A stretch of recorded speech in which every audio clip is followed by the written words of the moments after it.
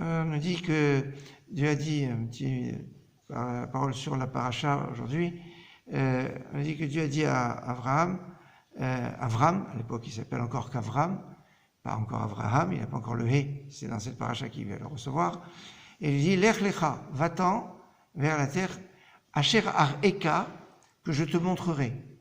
Et je te montrerai comment. Alors, la Torah me ramène que par des nuées, ananim. Très intéressant, comme les enfants d'Israël, quand ils sont sortis d'Égypte, ils étaient entourés de nuées, et ces nuées les ont accompagnés jusqu'au moment où ils sont arrivés en Israël. Un petit peu avant, ça s'est arrêté, mais enfin, donc ils étaient accompagnés de nuées. De la même façon, Abraham, eh bien, était accompagné de nuées, et ce sont ces nuées qui vont lui dire, voilà, quand il va arriver, c'est bien à cet endroit-là où il doit s'arrêter, c'est en Eretz Israël, Ba'ananim.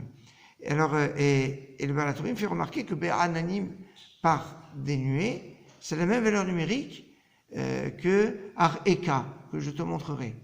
Alors, c'est une belle gématria, sympathique, mais ça peut aller plus loin. C'est qu'en Israël, ils ont commencé à demander la pluie depuis ce début de semaine, puisque à partir du 7 Mar Cheshvan, en Israël, on commence à demander la pluie dans la 9e bénédiction de l'Amida. Nous, ce sera à partir du 5 décembre, mais en Israël, c'est déjà le cas. Et c'est intéressant parce que quand on parle de pluie, on dit « Mashiv haruach umorid hageshem ». Quand on parle de la pluie, on commence avec le souffle, avec le vent. Mashiv haruach, qui fait souffler le vent, umorid hageshem, et qui fait tomber la pluie. Alors, on pourrait dire, pourquoi qui fait tomber la pluie? Pourquoi est-ce qu'on a une importance du vent? Parce qu'en fait, comme vous le savez, les nuages se forment au-dessus des océans, essentiellement. Et si ce n'était le vent qui va pousser ces nuages vers la terre, eh bien, ça serait vous savez que la plupart des pluies tombent dans l'eau, tombent dans les océans et dans les mers. Mais là, c'est grâce au vent, au souffle, que ça déplace les nuages, et ça permet d'avoir de la pluie qui est, surtout en Israël, où il n'y a pas de fleuve comme le Nil en Égypte. Donc c'est particulièrement important par rapport aux nuées.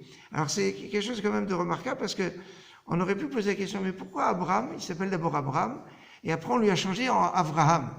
Ou on aurait pu changer Avraham depuis la fin de la paracha semaine, puisqu'on l'a évoqué. On a dit, bon, il s'appelle Avraham, et on l'appelait Avraham.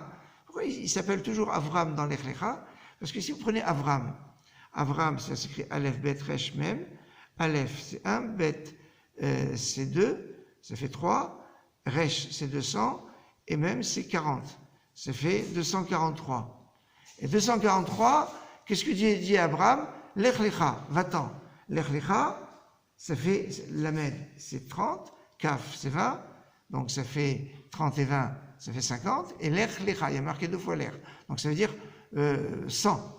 Alors si maintenant je prends Avram, on a dit qu'il fait 243, et je rajoute l'Ech Lecha, les 100, ça fait 343. 343, c'est Geshem, c'est la pluie.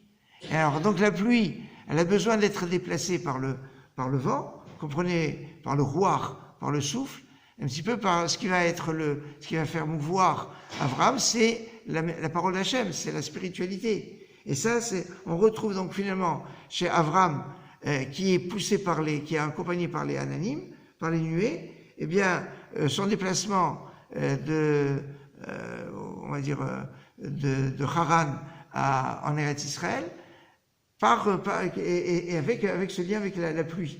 Il y a quelque chose qui était sympathique sur la pluie, sur les ananim et sur le déplacement d'Abraham, un peu à l'instar du déplacement des nuées pour aller vers la terre d'Israël et pour amener la bracha. Et la Haaretz Asher Ar Eka, vers la terre que je te montrerai, mais Ar Eka, ça veut dire aussi où je vais me révéler, où il y a une notion de lumière, or, Ar Eka, comme on le voit dans le Birkat Kohanim. Eh bien, ces dimensions de cette lumière, eh bien, c'est comme ça qu'on va pouvoir retrouver la terre d'Israël. Excellente journée.